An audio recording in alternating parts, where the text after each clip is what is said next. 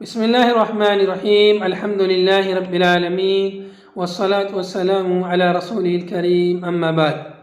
مشاہدین اکرام، السلام علیکم ورحمۃ اللہ وبرکاتہ۔ آج میں آپ کی خدمت میں کتاب نعمت المنان مجموع فتاوی فضیلت الدکتور فضل الرحمن المدنی رحمہ اللہ سے ایک اہم مسئلہ 15 شعبان سے متعلق لے کر حاضر ہوں۔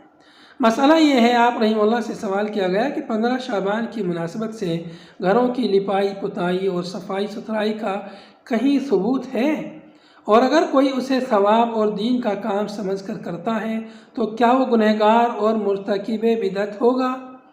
اس سوال کے جواب میں آپ رحمہ اللہ نے فرمایا کہ 15 شعبان کی مناسبت سے گھروں کی صفائی ستھرائی اور لپائی پتائی وغیرہ کرنا کتاب و سنت سے ثابت نہیں، اور نہ 15 شعبان کو کوئی شرعی تہوار ہے۔